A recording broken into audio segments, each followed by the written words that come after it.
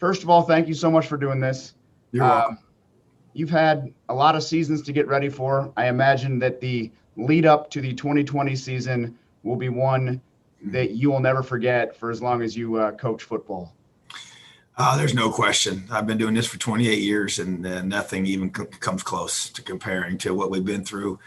It's been very difficult, very challenging, ups and downs, a lot of unknowns, a lot of uncertainties, a lot of difficult things that you had to kind of react to. Some things you kind of saw building up, and it's been hard. That's kind of about the simplest way you can put it, but we're all in the same boat. We've all had similar situations. We've had to adapt. We've had to be very creative. We've had to, find different ways of doing things, and we had to just kind of come together and also just learn some things about ourselves and about life. So it's been difficult and challenging and tough, but also I think it's probably a time where we've all had to look inside and become better people.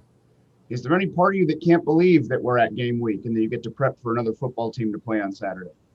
Well, I tell you what, we never thought it was going to get here, and I tell you, it makes you appreciate it so much. Just know that it's, was taken away and then brought back. And then even now, you see the game, some get postponed, some get this, some get that, and all the different things that can still happen, So yeah, you don't, you learn not to take things for granted, but no, I wasn't sure if we're going to get to this point, a few months ago, but we're here. I don't want to knock any past rosters or any future rosters, but it really did seem like a lot fell into place for your 2020 Indiana Hoosiers team. When some of this was in doubt, was there any party that was like, of all years, to not be able to see what this team could do? Did that thought go through your head? Oh, it sure did. I was like, are you kidding me? I mean, we spent a lot of time, like you said, building for this and recruiting for this and developing for this, and to not have a chance to put the 2020 team on the field together was kind of sickening. It's kind of like a gut shot, and so, but then again, I'm a person of faith, and I do believe that, there's the good Lord is in charge, and we're not going to sit here and, anxious about things we can't control and fret and worry about stuff that's out of our hands, so, but it definitely was something that was, you would not have picked to go through. And this is not the season that I wanted to get jacked up in terms of the way it came together. So there's no doubt this is a special group of guys. I'm glad we get a chance to take the field together. Now, with that being said, do you wish the fans could see this team in person, and what do you anticipate an empty Memorial Stadium to be like to play in? I do wish they could. I hate it for them that they can't. I understand why. There's obviously, we could debate how many people should be in the stadium, for a long time. But that's a decision that was made, and every Big Ten school is dealing with the exact same circumstances. So that part is equitable, which is good. How's it going to feel? We've tried to simulate it. We had a couple, we call them preseason games, our scrimmages in the stadium. We've had the music or the sound system, all matching up with what we're going to have on game day. And it's going to be unique. It's not going to be quite as quiet as a scrimmage when there's no fans, but it's going to be way, way different than we're used to, in any venue that we go to. So, but, I've talked to several coaches that have already coached in some games. Some stadiums obviously have fans in them in a smaller capacity, but some have not had any either. And it's a different feel. But I think once you start playing and you start competing and you start doing everything you're doing, that becomes a focus, So, but there's nothing like the sound of the band and the fans. It's just the college game day atmosphere. It's special. It's fun. It's awesome. And that's one of the things that makes, our game so special. So yeah, that will be missed for sure. But at this point too, we're also we're thankful that we're playing, period. I know, a couple of weeks ago, you said it was going to be weird watching other teams play on Saturday. Have you had that opportunity to sit down with some chips and salsa or a bowl of chili or whatever your game day snack is and watch other games? What have you learned from watching ACC and SEC so far? Yeah, we've been able to, more so in the evenings of, like Saturday, late afternoon, evening. We've done most of our things. Our game day simulations we've had have been in the mid-morning time, for us here on campus. So I've been able to watch, like you said, those other conferences that are playing. So yeah, I'm a pizza guy, so order me some pizza and watch some college football in the evening. But yeah, it's just been a different feel. You kind of have that bye week feel when you're not playing, everybody else is playing, but even then you've got games you've already played, you're getting ready to play. So that it just felt really odd at first. It's got a little more, like this past week, it felt like a bye week because we knew we were playing next week, so, but, when the first started coming on, we really weren't even sure when we were going to be playing, or if. And so that was really difficult when it first started. But when we found out we were coming back, at least you just kind of knew, and we got a date set for when we were going to be playing. But yeah, just even my wife and I, she's, it's just different, having me even around on a Saturday, this time of year is very unusual, so, but we're trying to learn. We're always texting, coaches all texting each other, and sometimes we watch the games together and here in the office, but a lot of times we're not, and we just comment on situations and things, and just trying to learn more about what we can help our team, not maybe make some of those same mistakes or things we can learn to help our team get better, so, but it's been fun just to be able to watch football. Is that Mother Bears or Nick's Pizza, or are you not allowed to endorse a Bloomington establishment? Yeah, I don't want to get into all those, but there are so many good pizza places in Bloomington, and you named two right there. They're top of the list. I got Nick Sheridan at 32. I think Kane is now 33. Are you trying to keep yourself young with your coordinators? Well, that wasn't, by design. It just kind of worked out that way. But they're two very bright young coaches, and, to be 30 again, right? So yeah. That's passed me by. But they're just very good at what they do.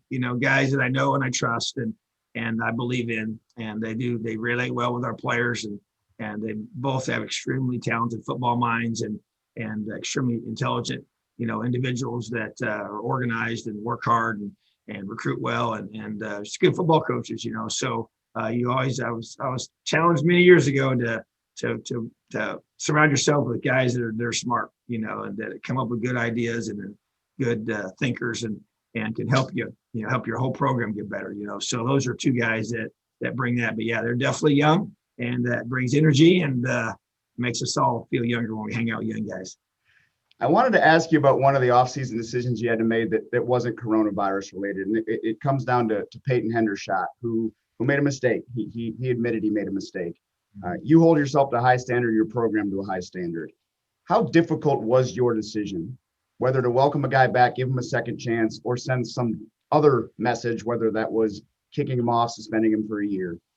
Sure. Well, you go through, and like any situation that occurs, off the field, you find all the facts, and you allow the legal system to do what they have to do and should do. And then you go through, and your school has their protocols in place and procedures in place. And he had to meet all those, and we had to find out exactly what really truly happened and how all the facts unfolded with that. And so with all that being said, we went through, and our school had a strong history of being able to, handle these situations and be able to hold athletes to high standards, just like our football program does. And we work together with our athletic department to be able to make sure that he satisfied all the things. And then at the end of the day, you got to make the decision about what's the appropriate, punishment, and so we feel like that he's done everything that he needed to do to satisfy those requirements, both legally and with our school and with football, and to be able to be the kind of person that he needs to be and learn the things he needs to learn and help him become the man that I believe he's created to become. So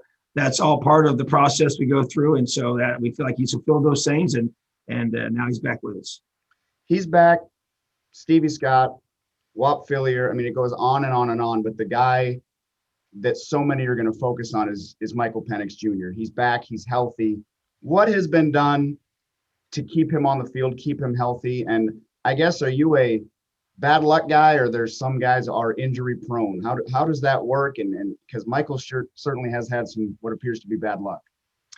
Well, you kind of look at it and you see, the types of injuries that they are, and he's had some legitimate, injuries that, they're not about being toughing his way through it. It's just structural things that have happened that, like you said, it just kind of, not much you can do about it, So I feel like that, but what we have addressed, though, okay, what can you do? So we focused on, his body, being able to increase his lean muscle mass, and which is obviously the amount of muscle he has on his body, and to gain good solid weight and to get stronger and to be able to, take those hits, that you have. But obviously, this first injury, tear your ACL, it's not something you can, lift your way out of that kind of thing and have more mass. It doesn't really have any effect whatsoever on that. And even the injury from last year was a very unique type of injury that's only happened to a few people in the sport from both collegiately and in the NFL. So, that to me is, but I think even they're just continuing to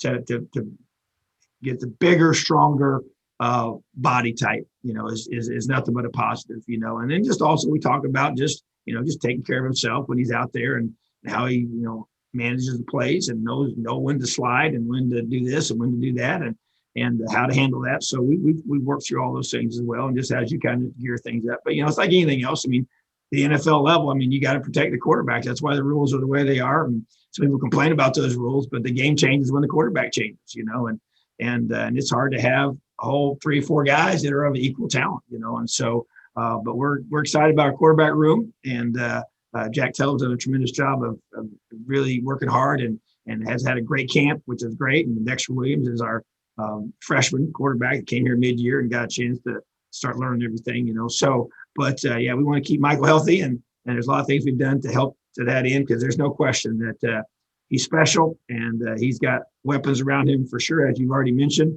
But we need him in there distributing that ball to those weapons. The last thing I want to ask it's for a story I might want to do later. This may or may not be a thing. Every time we've seen postgame, you and your son seem to find each other for a postgame hug.